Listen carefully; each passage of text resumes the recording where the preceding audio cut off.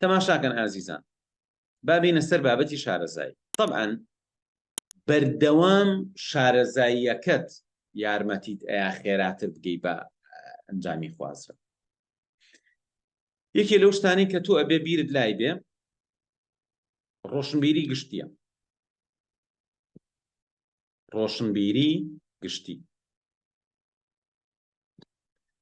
ئێستا لە ئەوروپا و ئەمریکا خەڵک هەیە زۆر پسپۆڕە، بەڵام پسپۆڕی بەبێ ڕۆشنبیری گشتی کارەسات. چۆن؟ کێ لە ئێوە پێی خۆشە بڕغوویەک بێت لە ناو جیهازێکی زۆر ئاڵۆزە؟ بڕغوویەک بێت سیستمی پەروەردە بە تایبەتی لە ژێر ڕکێفی دەوڵەتە، ئەوێ تۆ تاکێکی ئەو کۆمەڵگایە ببی بە بڕغوویەک شوێنێکی پێ بگریت.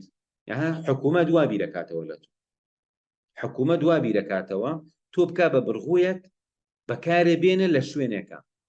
ئیتر تۆ خۆشبەختی بەدبەختی داماوی کێشەی نییە، گرنگ ئەوەیە ئەم جیهازە لەویان پێویستی بە بڕغوویەک، تۆ ئەکا بە بڕغوویەک لە ناو ئامێرێکی گەورە. بەچی؟ بەوەی ئەیەوێت تۆ لە شتێکا پسپۆڕ بی بەس خەریکی ئەو شتە. بۆ نمونە ئەیەوێت تۆ دکتۆرێ بی لە تاقیگەیەکە خەریکی لێکۆڵینەوە بی لە نەخۆشخانەیەەکە و لە فەحسەکانە زۆر زیرەک و بلیمەت بی، بەڵام تۆ ئەم بەکتریا وردە ئەناسی، بەڵام نازانی چۆن مامەڵەکەی لەگەڵ خزمەکان، نازانی چۆن مامەڵەکەی لەگەڵ هاوسەرەکە. کێشەی نییە، گرنگەوەیە تۆ لێرە میکرۆبەکان بدۆزیتەوە. خۆ میکرۆب دۆزینەوە گاڵتە نییە، کابرا چەند ساڵ خوێندوێتی لە تاقیگەیەکە ئیشەکە شارەزاییکی باش اینجا توانێت ئەوە بکە. بەڵام قسەکەی من لەسەر ئەوەیە، خۆشە تۆ میکرۆبەکان بناسی خزمەکانە نەناسی، خۆشە تۆ لە فیزیا زۆر شارەزابی ئاگاداری هەموو زانیاریە فیزیاییەکانی گەردوون بی، بەڵام لە هەمان کاتا خۆتێ لەبیر کردبێ. ئەمە بەچی ئەکرێ بەڕێزم؟ ئەبێت تۆ ڕۆشنبیریەکی گشتیت هەبێ دەربارە بە دین، دەربارە بە کۆمەڵناسی، دەربارە بە دەروونزانی، دەربارە بە فەلسەفە. ئەگەر وانەکەی کاتێکە زانی عمرت تەواو بووە، تۆ بەس بڕغوویەک بووی، خۆتی زۆر لامۆهیم بووە. پێ ئاوتووی دکتۆر فڵانکەس خەسەخانەیەکە هەیە عەیادەیەکت هەیە ڕۆژانە نەخۆشێ بۆ لاوت، زۆر دڵی خۆشە، مەعاشەکەش باشە، بەڵام لەو سەرەوە تۆ چیت؟ تۆ فاشیلی، تۆ ژیانە هەمووی فۆتا، تۆ هیچ تێ نەگەشتووی، تۆ ئاگاو لە دنیانی، تۆ وێنە گەورەکە و نەبینیوە. بەس بەوەی پێت بڵێن دکتۆر نابی بە بەختەوە و سەرکەوت.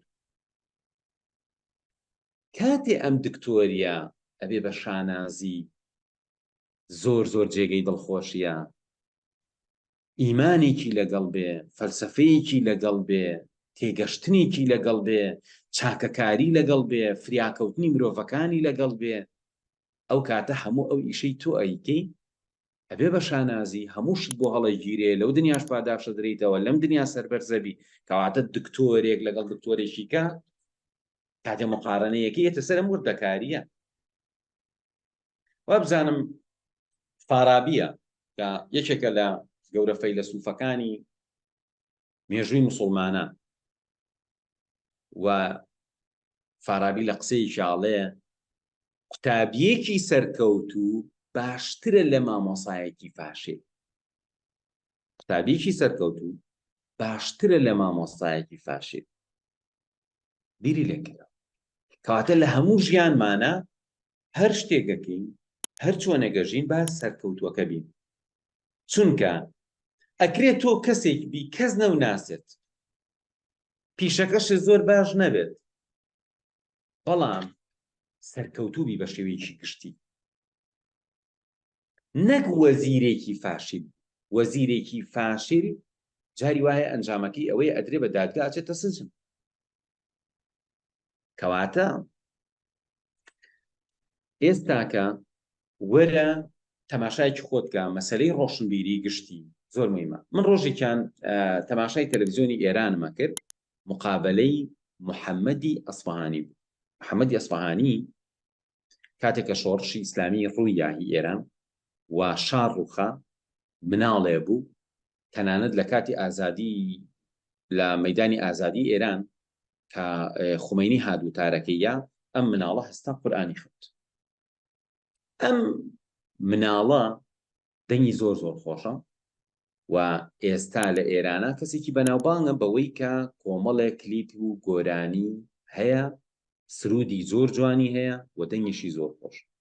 کاتێ مقابلەی ئەم کەسەیان کرد، دەمی ئەکردەوە چی لێ هاتە دەرەوە، گەوهەری لێ هاتە دەرەوە. خۆ ئەم نەفەرە ناو گۆرانی بڵێ لە مقابلەکە، دنیای شارەزا بوو لە دین، دنیای شارەزایی هەبوو لە فەلسەفە، دنیایەک شارەزایی هەبوو لە ئەدەبیات، دنیایە بیرروبۆچوونی جوانی هەبوو.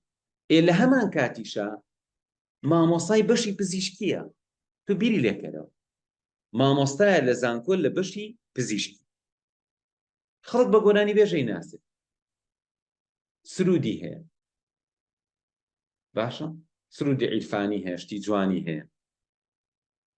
بەڵام لە هەمان کاتە ئەم نەفەرە نەیویستووە تەنها سرود بێژێ بێ یا گۆرانی بێژێ بێ، هیوا هەیە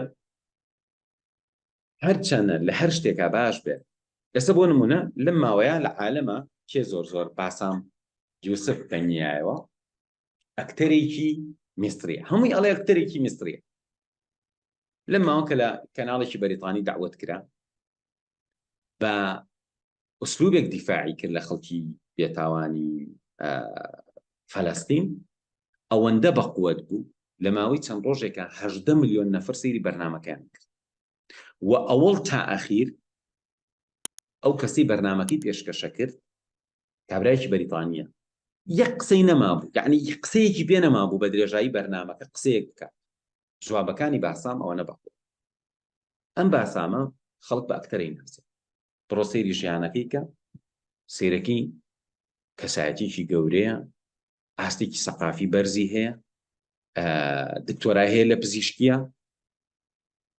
ئێدەی تۆ ئەگەر ئاوا پزیشکی ئافرین، ئەوەندە زیرەک، حەیف نییە ئەم زیرەکی بەکار نەهێنێ، حەیف نییە تۆ ئەوەنە زیرەک بی بچیتە کۆلێژی پزیشکی، بەڵام دوایی هەموو هونەرەکەی تۆ ئەوە بێ لە نەخۆشخانەیەک بەیانی تا ئێوارە خەریکی نەخۆشبینین بی، نەخۆت بزانی بژیت، نە عایلەکەت خۆش بژی، نەبرزانی دوایی پارەکانە چی لەیەکی، نەفریای ئەو دنیات بکەوی.